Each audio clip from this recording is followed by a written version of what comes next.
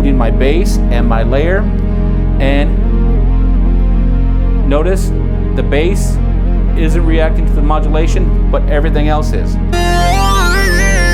And I want the lead to react to that, so let's go back into my zone edit parameters. So press and hold shift, and let's hit number 5.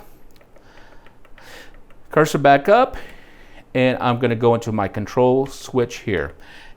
Pitch bend, I don't want number 1 to react to pitch bend. I don't want zone 2 to react, or zone 3. And for that matter, I don't want them to react to the modulation. Okay, great. Now on zone number 5, I want him to react to pitch bend and to the modulation.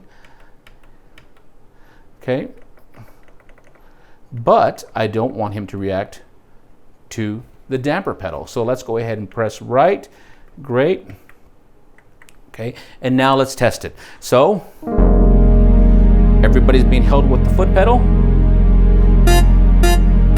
Everybody except that lead, which is what we want. And now let's go ahead and use our mod and our pitch bend. They are not reacting to them.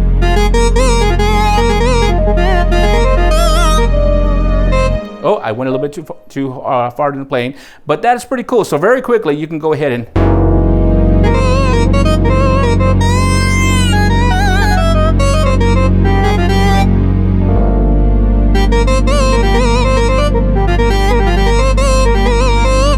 all right, great. So that sounds fun. That's a lot of fun right there. So you could be playing.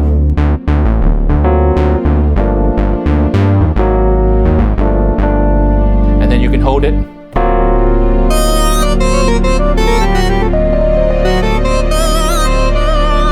Remember where your split point is. Don't make that mistake. Let's add one more tone to this advanced layer split before we get out of here. So let's go ahead and turn on zone number 6. Press and hold shift. And I already know that I want the zone number 6 to mirror the settings of zone number 5 because I want it to be a lead as well. So I'm going to go ahead and go to the damper, turn that off, cursor over, pitch bend, leave that on. Okay, everything should be the same. Great. Now let's cursor up and let's go ahead and go the other direction. Zone 5, we adjusted the pitch. I'll probably want to do the same. Let's go ahead and just pretend. Great, I have that set. Great, and now let's adjust where the keyboard split is. So I want it to mimic exactly what zone 5 is doing. So it's on F5. Great, enter, and now let's write. Great, now let's choose a sound. So we have on here, we have zone 6. So it's on the piano, that's not what we're gonna want. Let's go ahead and use the expansion boards right here. Oh, I made a mistake, but that's okay, because what did we do beforehand? We saved everything. We saved everything and we wrote a lot. So all I have to do now is go to Programs, and look, here it is.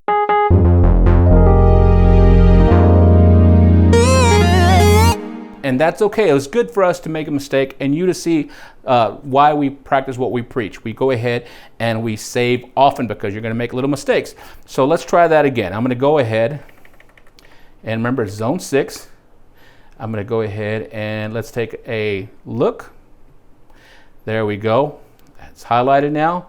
And let's go to the expansion boards. Great. Hit it again. And let's see if we can find a lead over here. That could be really cool. Let's go ahead and turn that up.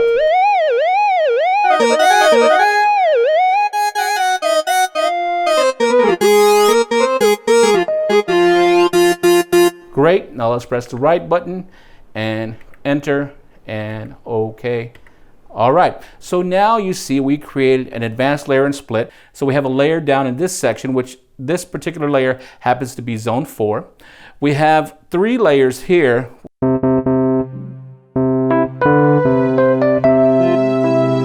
And then we created another split with another layer right here. One thing to just also remind you is if we hold everything down with our pedal, the mod isn't working, the mod pitch bend isn't working over here, but the damper isn't working on this section, this zone of the keyboard. That being said, the pitch mod is working over here, but not here. Damper's working over here, but not here.